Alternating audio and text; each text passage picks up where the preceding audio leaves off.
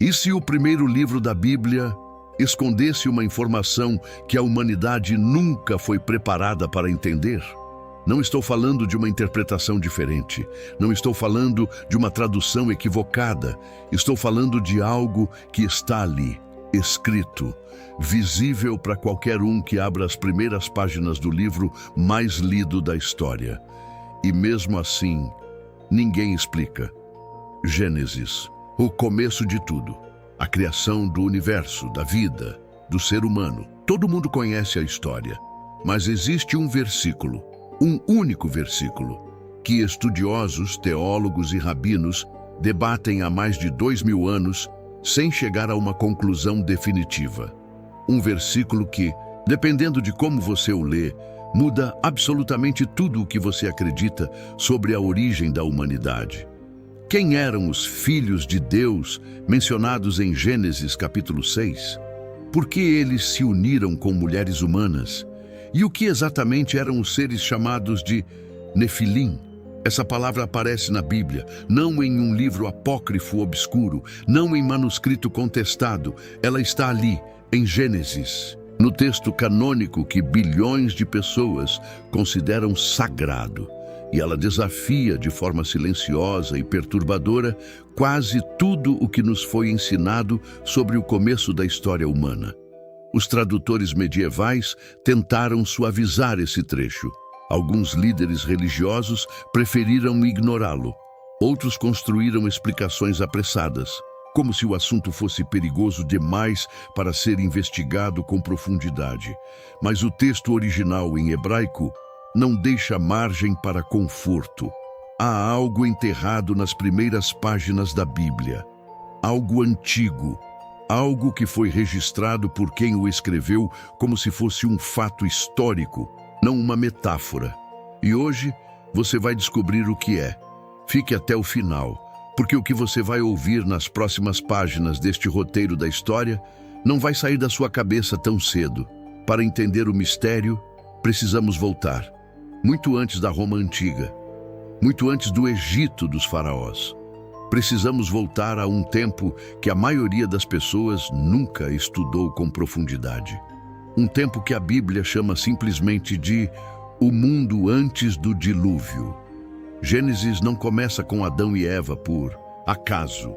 Cada capítulo foi construído como um registro, uma cronologia, uma sequência de acontecimentos que, para quem a escreveu, eram tão reais quanto qualquer evento histórico que você encontraria num livro de história secular.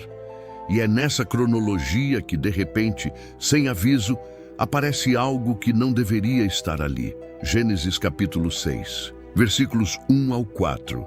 Leia com atenção. Quando os homens começaram a multiplicar-se sobre a face da terra e lhes nasceram filhas, os filhos de Deus viram que as filhas dos homens eram formosas e tomaram para si mulheres dentre todas as que escolheram.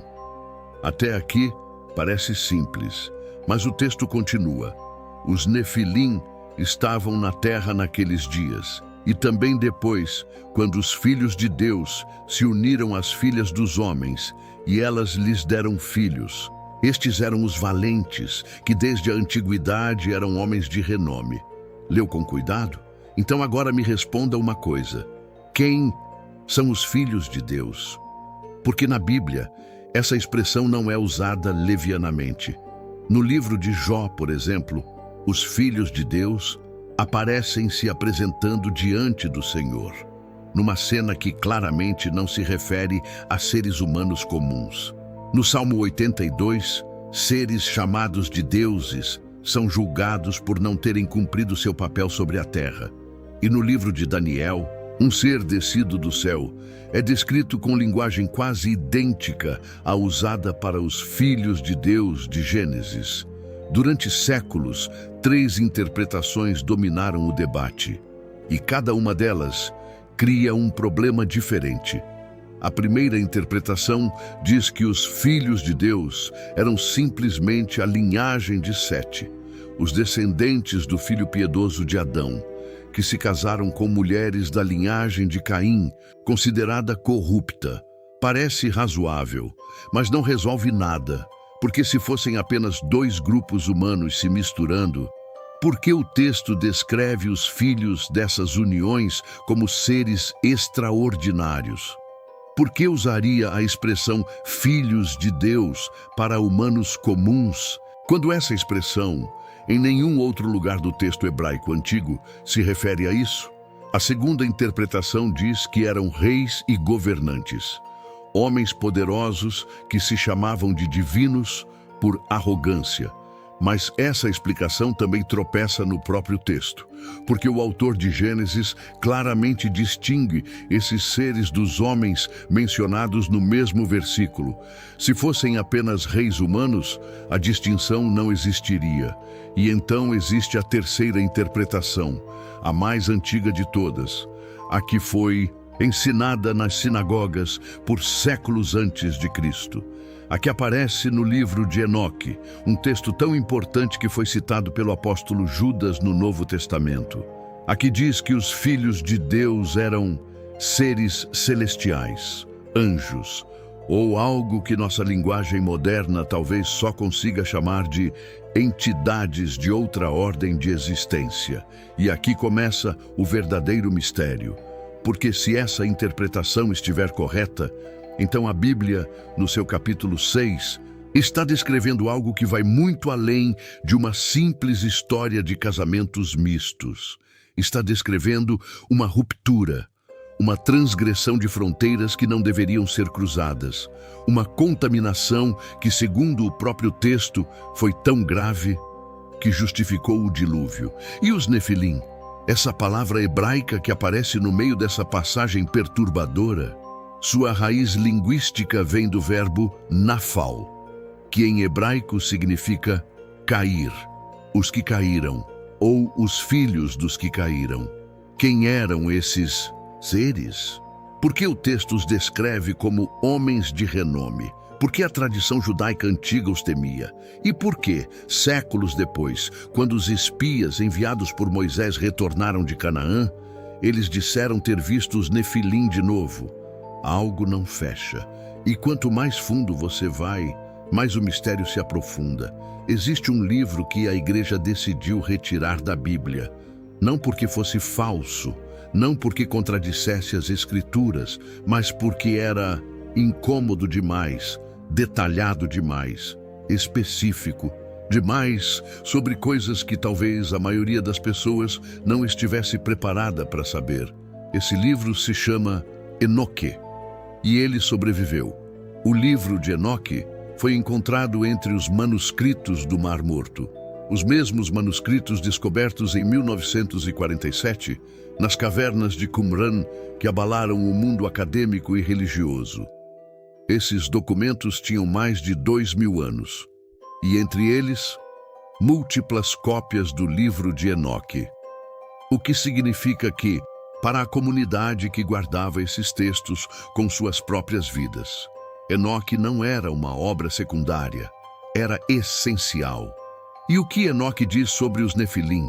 Tudo, com uma precisão que arrepia. Enoque descreve um grupo de seres celestiais chamados de vigilantes, 200 deles, segundo o texto, que desceram sobre o Monte Hermon, uma montanha real que existe até hoje, na fronteira entre o Líbano e a Síria, e fizeram um pacto entre si, um pacto para não voltar atrás, para se unirem às mulheres humanas, para ensinarem à humanidade conhecimentos que não deveriam ser ensinados.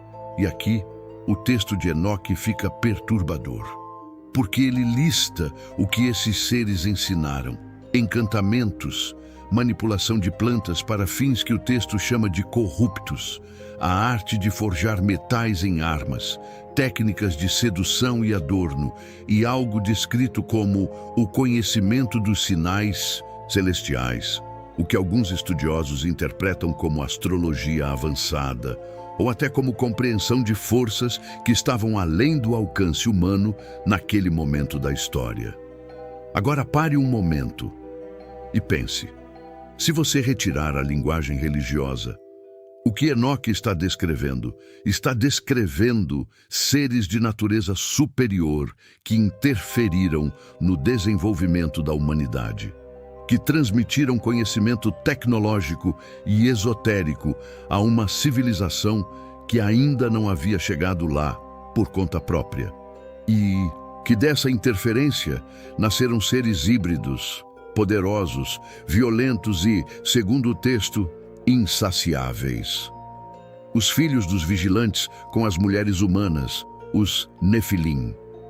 Enoque os descreve como gigantes, não no sentido folclórico de contos de fadas, mas como seres de estatura e força extraordinárias que consumiram tudo o que a terra produzia e, quando o alimento acabou, voltaram-se contra os próprios humanos.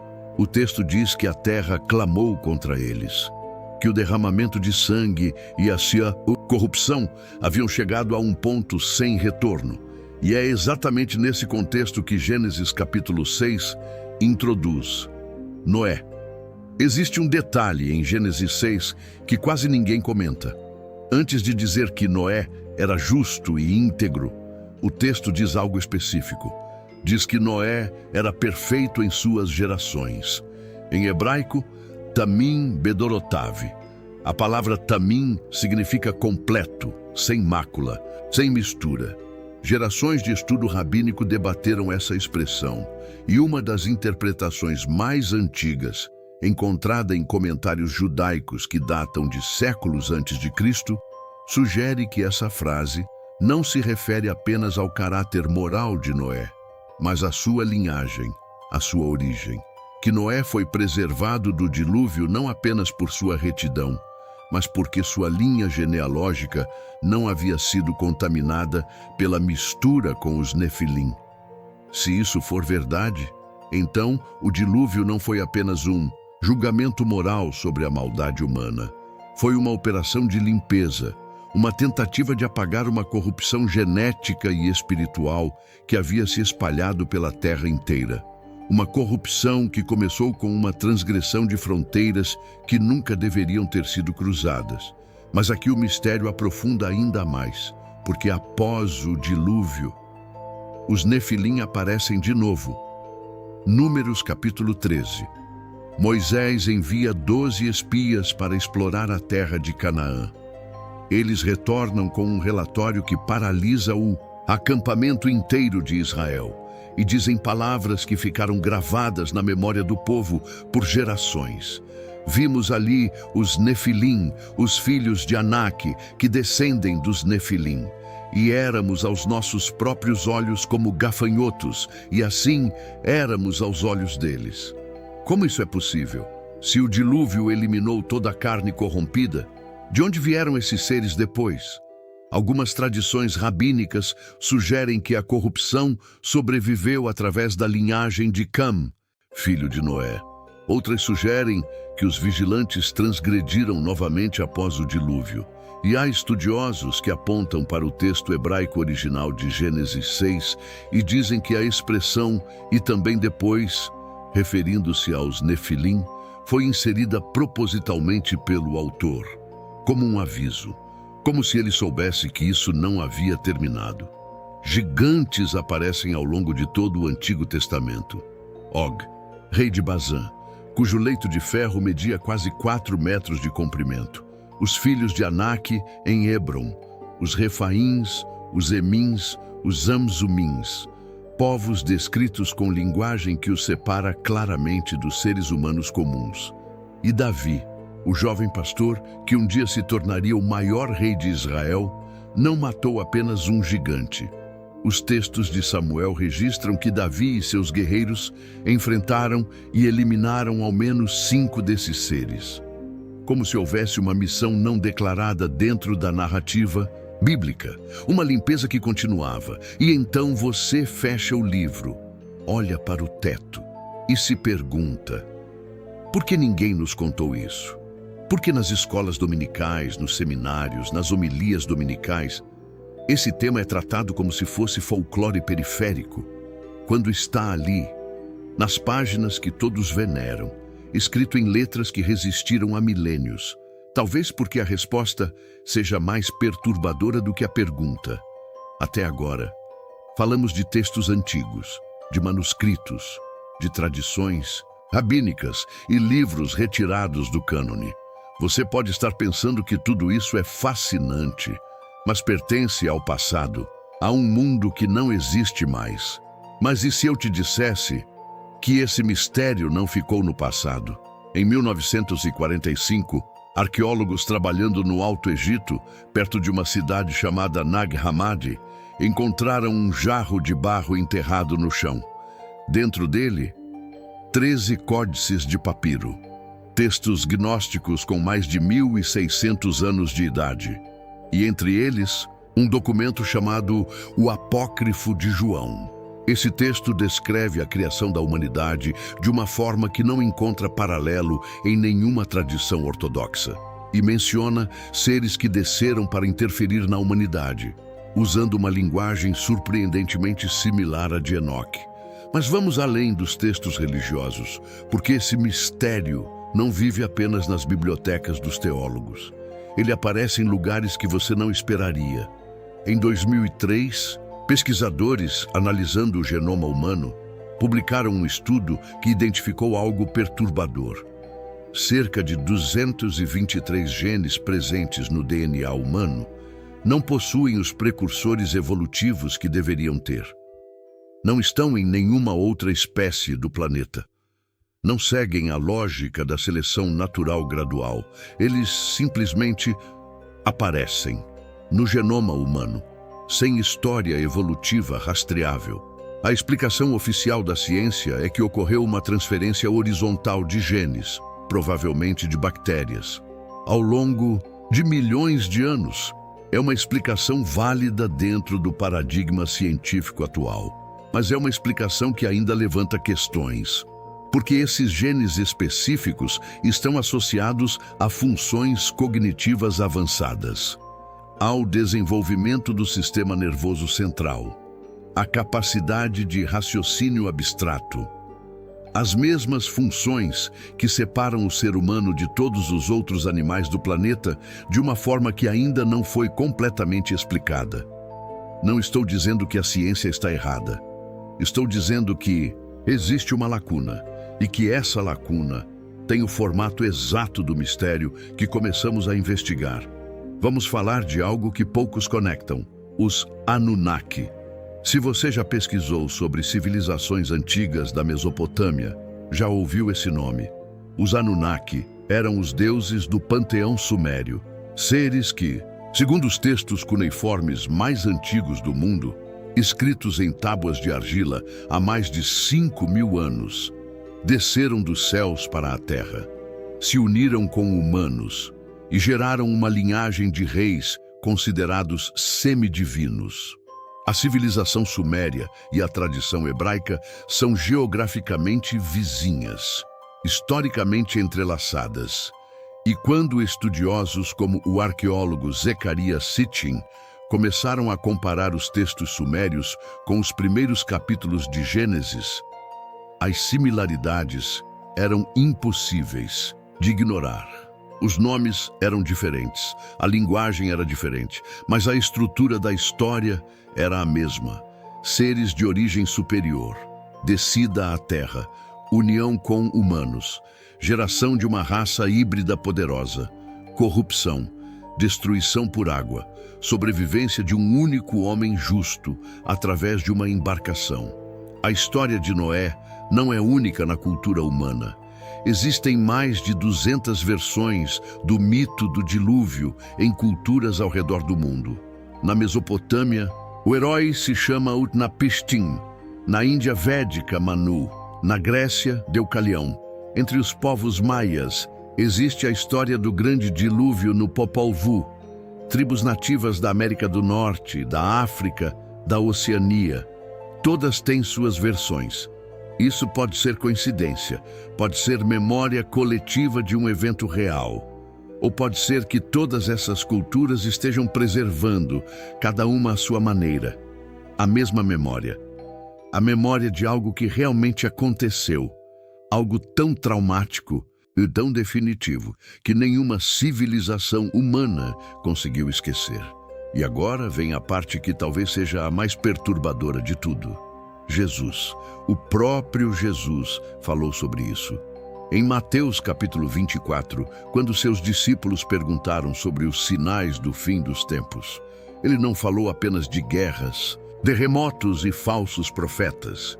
Ele disse algo específico, disse que os últimos dias seriam como nos dias de Noé, como nos dias de Noé, não como nos dias de Abraão, não como nos dias de Davi ou Salomão, como nos dias de Noé.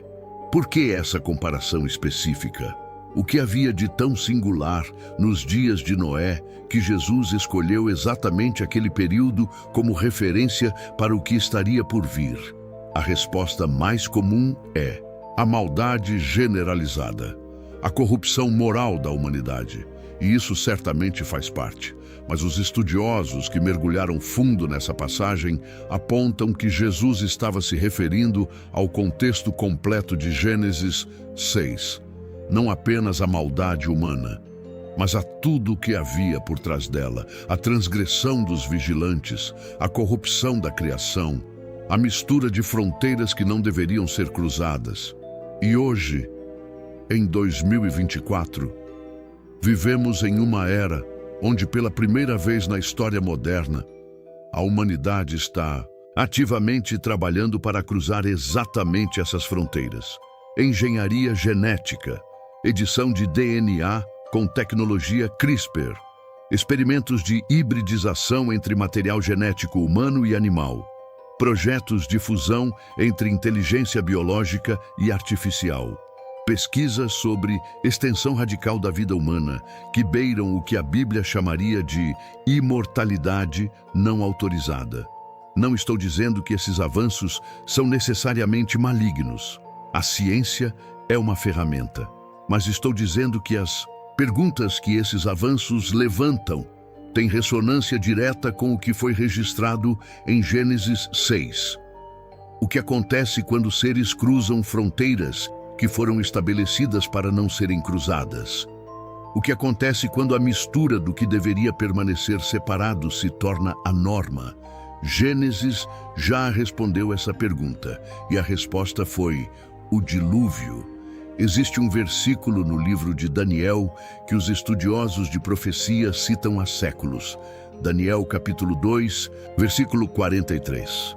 Falando do último reino antes do fim dos tempos, Daniel escreve sobre um poder que tentará se misturar com a descendência dos homens. A expressão em aramaico é específica e estranhamente familiar, como se Daniel estivesse olhando para frente e vendo um eco do que aconteceu no começo, o começo e o fim, Gênesis e Apocalipse, os dias de Noé e os últimos dias.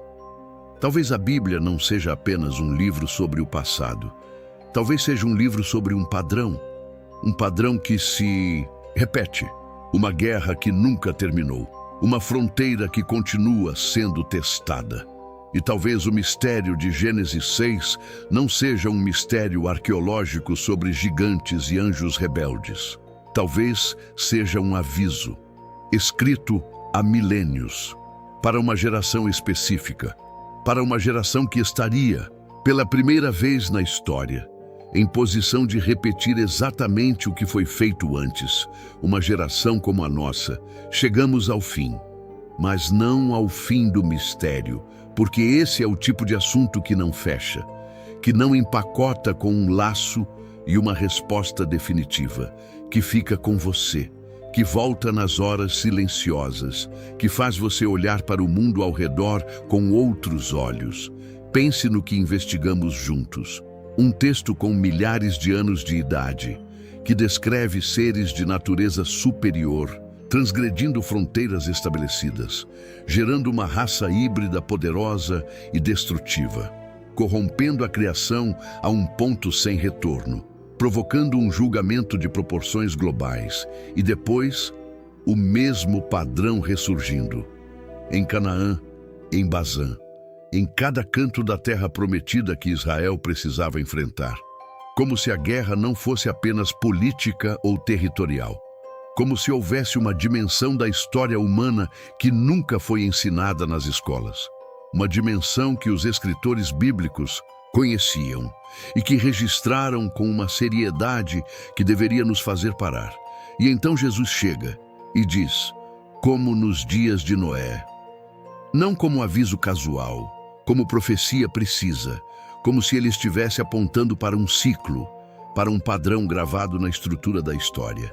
E hoje, vivemos em uma era de edição genética, de inteligência artificial que aprende mais rápido do que qualquer ser humano da história, de experimentos que cruzam fronteiras biológicas que existiram por milênios, de uma humanidade que pela primeira vez possui as ferramentas para alterar sua própria natureza. Não sei se isso assusta você. Talvez devesse assustar um pouco mais do que assusta, porque Gênesis não foi escrito para nos dar medo, foi escrito para nos dar memória, para que quando chegássemos a este ponto, reconhecêssemos o território. Existe algo que me impressiona profundamente nessa história. No meio de toda a corrupção de Gênesis 6, no meio dos vigilantes, dos nefilim, da violência que cobriu a terra, o texto para e diz uma coisa simples. Noé, porém, achou graça aos olhos do Senhor. Uma frase, 6 palavras em português, e nelas está a resposta para tudo. Não foi a força de Noé que o preservou. Não foi sua inteligência, não foi sua posição social. Foi graça, uma escolha divina em direção a um homem que permaneceu íntegro quando o mundo inteiro havia escolhido outra direção. E aqui está a pergunta que esse mistério deixa, não para os teólogos, não para os arqueólogos, para você. Se vivemos em dias que se assemelham aos dias de Noé, como Jesus disse que seriam os últimos dias, então a pergunta não é apenas acadêmica. A pergunta é pessoal. Que tipo de pessoa você está escolhendo ser? No meio de uma geração que está cruzando todas as fronteiras, Noé não salvou o mundo. Noé não impediu o dilúvio. Noé não converteu nenhum dos seus contemporâneos. O texto não registra nenhum discurso seu, nenhuma campanha, nenhuma mobilização. O que registra é que ele construiu o que lhe foi mandado construir, que ele permaneceu fiel quando a fidelidade parecia ridícula, que ele cuidou da sua casa quando o mundo ao redor havia se esquecido do que era uma casa. Talvez seja isso que esse mistério de Gênesis quer nos dizer. Não que tenhamos medo dos nefilim, não que vivamos em paranoia sobre o que os poderosos do mundo estão fazendo nos laboratórios e nos corredores do poder, mas que existem fronteiras, fronteiras na criação, fronteiras na natureza humana, fronteiras no que pertence a Deus e no que pertence ao homem, e que quando essas fronteiras são cruzadas com arrogância, a história tem uma memória muito longa. Os nefilim eram chamados de homens de renome. Em hebraico, Anshei Hashem, homens que fizeram um nome para si mesmos, exatamente como os construtores da Torre de Babel tentariam fazer logo depois. Exatamente como cada geração que decide que não precisa de fronteiras tenta fazer. Construir um nome, uma herança, um legado que não precise de Deus. E cada vez o resultado é o mesmo. O primeiro livro da Bíblia começa com criação, com ordem saindo do caos, com fronteiras sendo estabelecidas, entre a luz e as trevas, entre as águas de cima e as águas de baixo, entre o mar e a terra seca. E nos primeiros 6 capítulos desse mesmo livro, já estamos vendo o que acontece quando alguém decide que essas fronteiras não se aplicam a ele. Talvez Gênesis não seja uma história sobre o passado. Talvez seja um espelho. E a última pergunta que deixo com você é esta. Quando você olha para esse espelho, para a geração em que vivemos, para as fronteiras que estão sendo cruzadas ao nosso redor, para a velocidade com que o mundo está mudando em direções que nenhuma geração anterior jamais imaginou, o que você vê? Se esse vídeo fez você pensar, se ele reacendeu algo que você sabia, mas havia esquecido, ou se abriu uma pergunta que você nunca havia feito, Então ele cumpriu seu propósito. Compartilhe com alguém que precisa ouvir isso, porque alguns conhecimentos não foram feitos para ficar guardados.